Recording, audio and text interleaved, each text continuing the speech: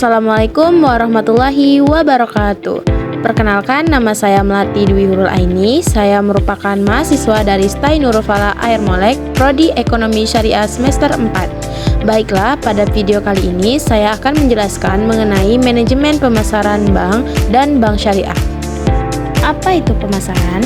Pemasaran merupakan proses sosial dan manajerial yang dilakukan individu atau kelompok untuk memenuhi kebutuhan dan keinginan melalui penciptaan dan pertukaran produk atau jasa yang memiliki nilai. Nah, berikutnya pengertian pemasaran pada bank dan bank syariah. Pemasaran bank adalah rangkaian kegiatan yang dilakukan lembaga perbankan untuk menarik, mempertahankan, dan melayani nasabah melalui penyediaan produk dan layanan keuangan yang kompetitif. Nah, kemudian pemasaran pada bank syariah memiliki prinsip dasar yang berbeda dengan bank konvensional. Karena pada pemasaran bank syariah itu dia berlandaskan pada nilai-nilai Islam, di mana pemasarannya itu harus sesuai dengan syariah Islam yang menghindari riba, maisir, dan gharar. Nah, berikutnya saya akan menjelaskan mengenai konsep pemasaran. Di sini konsep pemasaran ada 5. Yang pertama yaitu konsep kebutuhan, keinginan, dan permintaan, di mana kebutuhan merupakan dasar biologis manusia seperti makanan, air, dan keamanan.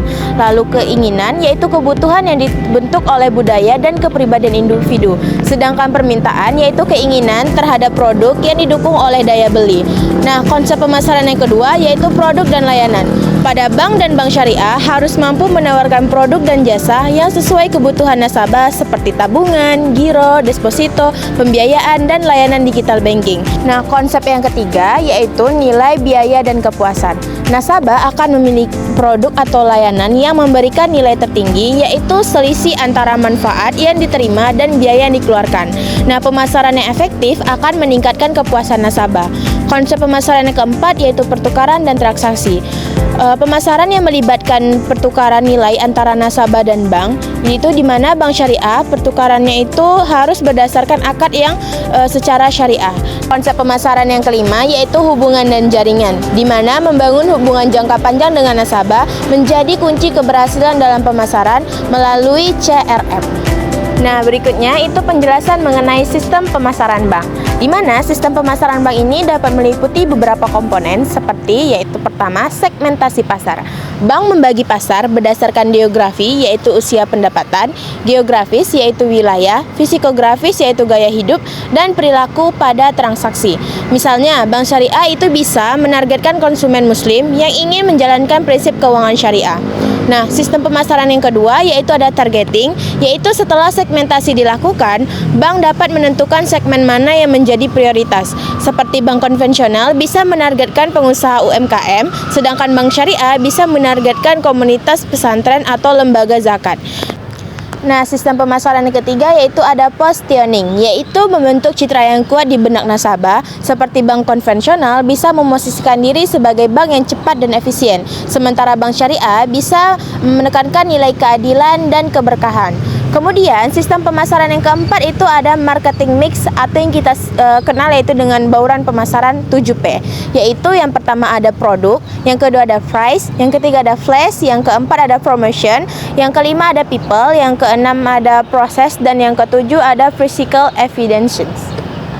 Berikutnya itu mengenai tujuan dan manfaat dalam pemasaran bank dan bank syariah. Nah, apa sih tujuan dari pemasaran bank itu? Yaitu yang pertama dapat meningkatkan jumlah nasabah baru, yang kedua memperkenalkan produk dan layanan baru, yang ketiga menjaga dan meningkatkan loyalitas nasabah lama, yang keempat meningkatkan brand image dan citra perusahaan, dan yang kelima meningkatkan pemahaman masyarakat tentang produk bank. Nah, berikutnya itu manfaat pada pemasaran bank, di mana manfaatnya itu dapat meningkatkan kesadaran masyarakat, mempermudah akses terhadap informasi, mendorong inovasi produk dan layanan, serta dapat meningkatkan daya saing bank. Nah, apa sih faktor yang dapat mempengaruhi keberhasilan dalam pemasaran bank dan bank syariah? Nah, faktornya itu yang pertama yaitu kepatuhan syariah, yang kedua kualitas produk dan layanan, yang ketiga sumber daya manusia, yang keempat reputasi dan citra bank, yang kelima inovasi teknologi, yang keenam kepuasan dan loyalitas nasabah, yang ketujuh lingkungan eksternal, yang kedelapan segmentasi dan target pasar, dan yang kesembilan yaitu promosi dan komunikasi pemasaran. Nah, berikutnya ada strategi dalam pemasaran bank dan bank syariah. Nah, apa sih strategi pemasaran pada konvensional? Strategi pemasaran dalam konvensional itu dapat melalui periklanan dan sponsorship, yaitu kemudian melalui pengembangan produk berdasarkan tren pasar dan strategi dalam digital marketing dan banking. Kemudian strategi pemasaran pada bank syariah, yaitu pertama ada edukasi produk syariah yang melalui seminar, komunitas, ataupun dari media. Yang kedua, strategi niche marketing, yaitu memperkuat komunitas muslim. Yang ketiga, kolaborasi dengan lembaga keuangan syariah lainnya. Dan yang kelima, yaitu sertifikasi halal untuk produk dan akad perbankan. Nah, yang ketiga itu ada namanya strategi inovasi, di mana strategi inovasi ini yaitu pengembangan aplikasi mobil dan fitur islami. Yang kedua, integrasi produk dengan gaya hidup halal. Dan yang ketiga, pembiayaan mikro berbasis komunitas.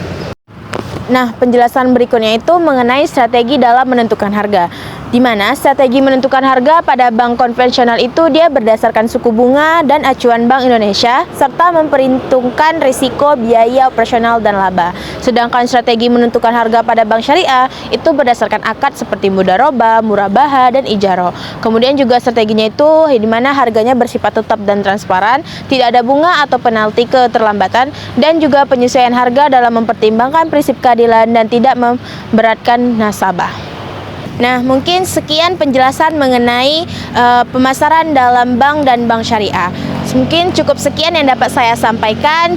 Saya mohon maaf jika ada kesalahan dan saya akhiri dengan wassalamualaikum warahmatullahi wabarakatuh.